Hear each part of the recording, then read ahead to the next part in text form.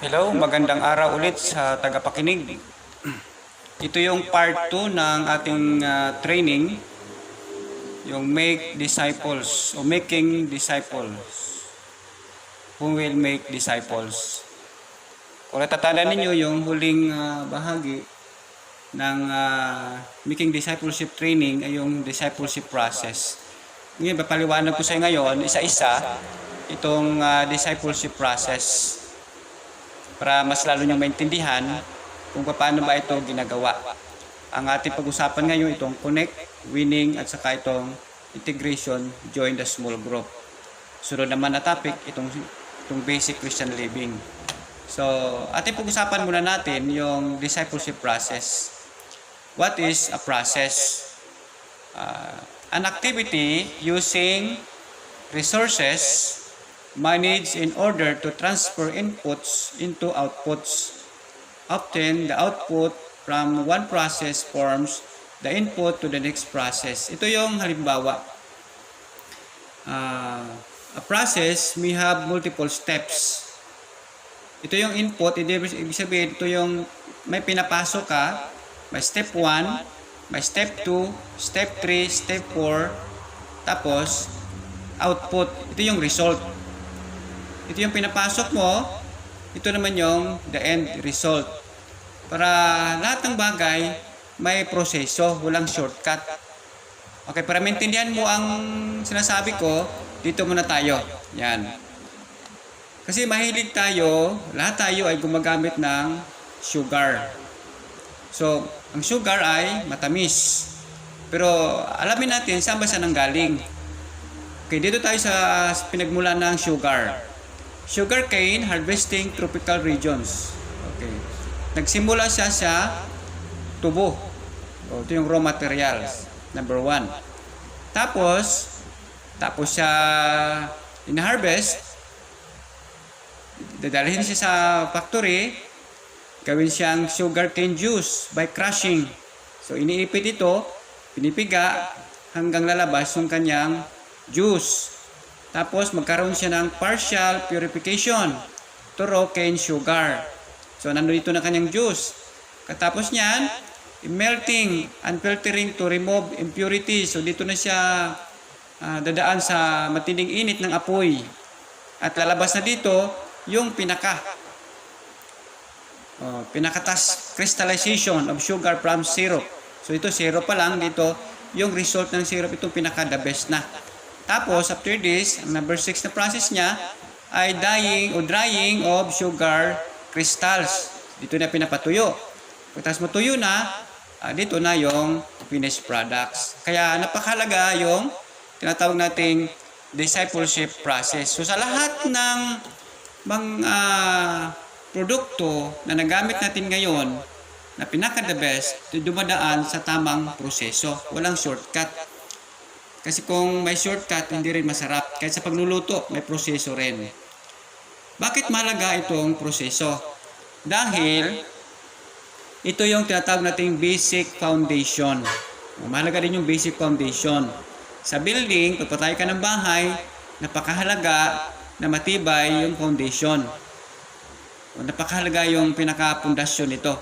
Kaya ang proseso, yun yung pinaka-importante. Pangalawa, maliban sa foundation, ito yung nagbibigay sa atin ng clear direction. Kumbaga, saan ka ba pupunta?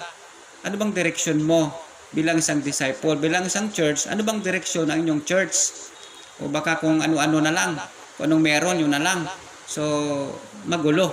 So, kailangan yung tinatawag na proseso, discipleship process, nagbibigay sa atin ito ng una, yung foundation, at saka clear direction sa ating simbahan. Kaya meron tayong tinatawag na vision and mission. Clear goals, objectives, core values. So, siguro susunod, yan ay tuturo ko sa inyo. So, balik tayo dito. Sa discipleship process, so, pag-usapan natin yung connect. Connect, tingnan natin dito. Okay, wala muna. So, yung connect, pag-usapan natin noong nakaraan, sa pagkipag-connect natin sa tao, mahalaga na samahan natin ang panalangin. So, pagkipag-connect, ibig sabihin, pagkipagkaibigan. Merong iba naman na diretso agad sa winning. Pero di ko ito ginagawa. Kasi bakit? Ang connection kasi, ito rin yung nagbibigay sa atin ng foundation din sa pagkaibigan, long-term relationship. Kasi ito, pwede ka naman mag-winning, pero di mo sigurado kung bukas makabalik ka pa. Pero dito, makabuild up ka ng friendship. Makabuild up ka ng relationship. Kasi likas na sa mga Pilipino na mayroong tinatawag na utang na loob system. So halimbawa, sa pag-connection, nag-offer ka ng prayer. Sa panahon na may mga karamdaman, may mga problema sila na mabibigat, nag-offer ka ng prayer. Tapos, nasagot ng Panginoon ang kanilang panalangin. So, malaking bagay. Kung sila naman ay na-hospital, bumisita ka, may binigay ka, may paparamdam ka ng iyong pagmamahal. So, maramdaman nila ang pagmamahal mo, hindi lang doon sa sinasabi mo, na Word of God, kundi doon sa naramdaman nila ng pagmamahal at concern. Kaya pag nagbabahagi ka ng iyong karanasan, tanggap na nila ito kasi nga nakapag-build up ka na ng tinatawag na connection. So ito ang nagbigay ng pundasyon sa atin. Kaya mahalaga ito. Ito madali lang mag-winning kahit saan, kahit sa bus, pwede ka mag-winning. Pwede ka mag-evangelize kahit sa kalsada. Pero mapalo up mo ba sila? Kadalasan hindi So ang purpose mo dito is magkaroon ka ng long-term goals, long-term relationship for follow-up. Okay, dito na tayo ngayon sa winning, sa soul winning. So, merong dalawang materials na tuturo ko sa inyo. Siguro master nyo na ito. Punta tayo dito. The soul winning tools. Katulad ng tayo ng bahay, may mga tools din. So, mahalaga, mamaster mo ito, yung the 4 spiritual laws, kasi ito rin yung ipamaster mo sa iyong mga disciples. Bilang discipler, dapat master mo ito. Or, ito. Mamili ka lang kung alin dyan ang pwede mong i-master kasi yun din ang tuturo mong soul winning tool sa inyong mga disciple.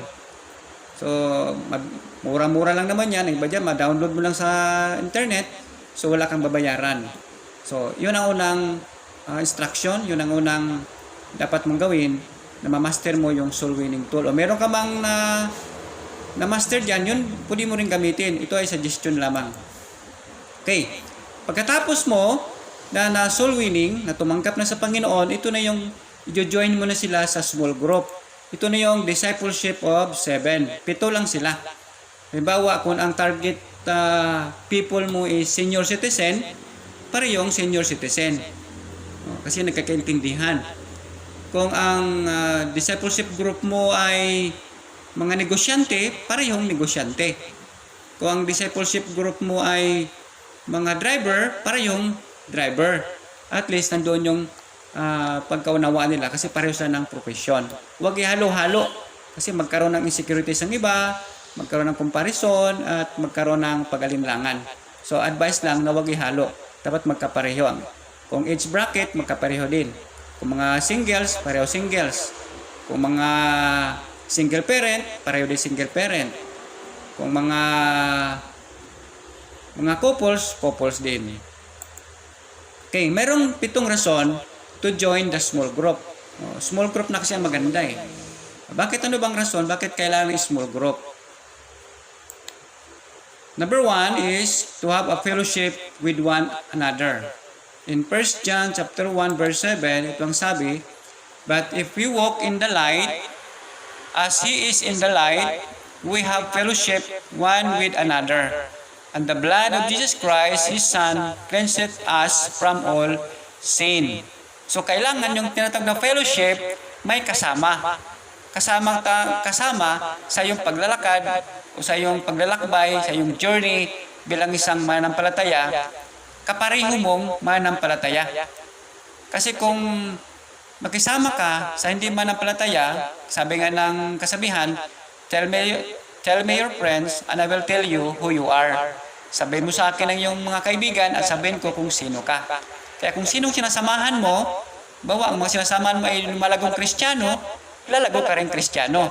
Pero kung samahan mo ay mga backslider, kapareho ka rin maging backslider kasi mahawa ka sa kanilang mga negatibong kaisipan.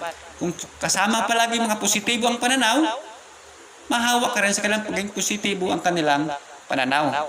Kung kasama mo palagi yung mga nagtatagumpay, makasama ka rin sa kanyang tagumpay. So yun ang pamantayan. Pangalawa is share the word together. So sama-sama kayong magbabahagi ng salita ng Diyos kasi hindi naman lahat ay master. So at least nagtutulungan kayo paano ipaliwanag ang bawat bahagi ng salita ng Diyos. Because sabi nga yung kasabihan, no man is an island. So kailangan sama-sama sa pagbabahagi ng salita ng Diyos. Ito yung pagpapalakasan sa bawat isa. Pangatlo, yung makahanap ka ng support. Ito yung support system. Sa bawat manampalataya ay may mga kabigatan, may mga problema, at least meron kang mapahingahan. Meron kang mahinga ng tulong o sa panalangin o anong tulong na meron ka dapat. Meron tayong sa kapatiran, meron tayong tinatawag na kapatiran talaga. Hindi yung tinatawag na katipiran. Iba naman yun. Kumbaga, pag mayroong business, yung kapatiran mo, support. Huwag naman sobrang tawad o tawaran mo ng gusto para ikaw ay makatipid. Hindi na yung kapatiran. Ang tawag yan ay katipiran. Dapat kapatiran.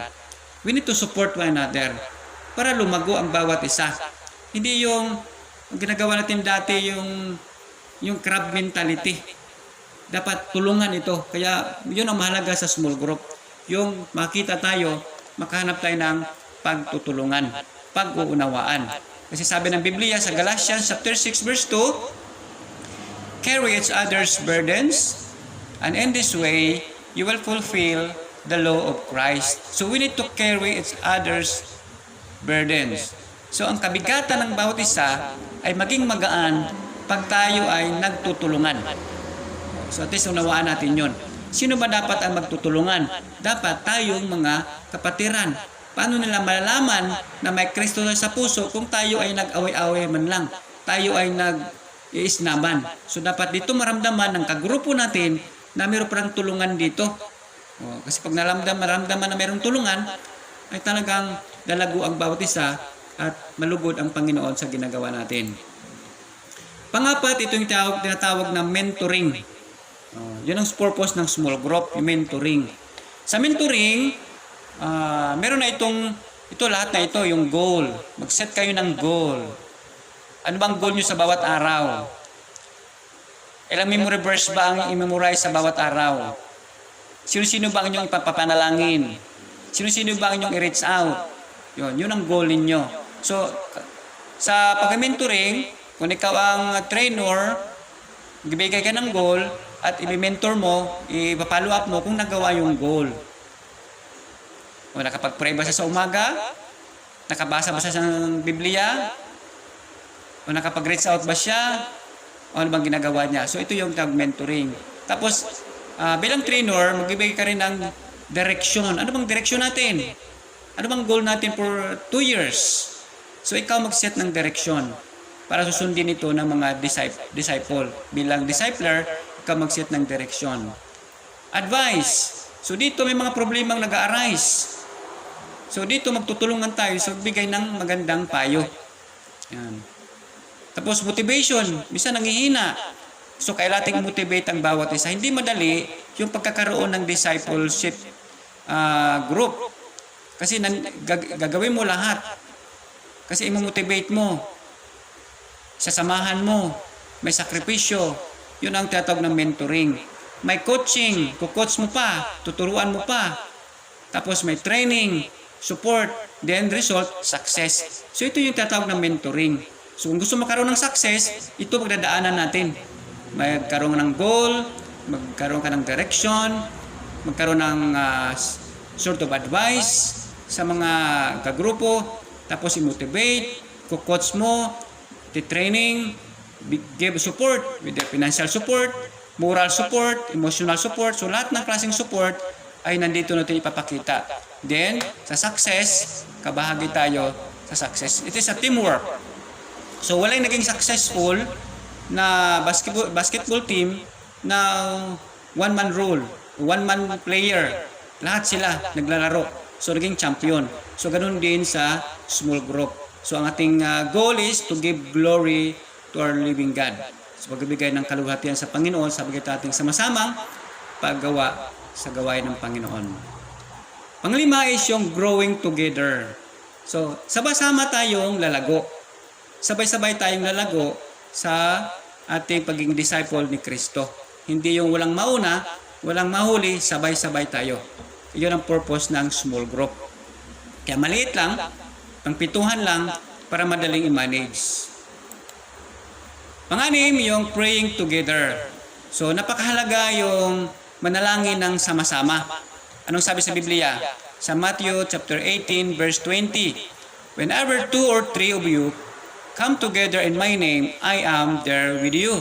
Tangsay pa sa 21, isa, dalawa, tatlo, nagkakasundo sa paghingi ng anumang bagay ay ipagkakaloob ko sa inyo. So may power sa sama-samang panalangin pag marami kaysa mag-iisa ka lang. So napakahalaga yung prayer o praying together.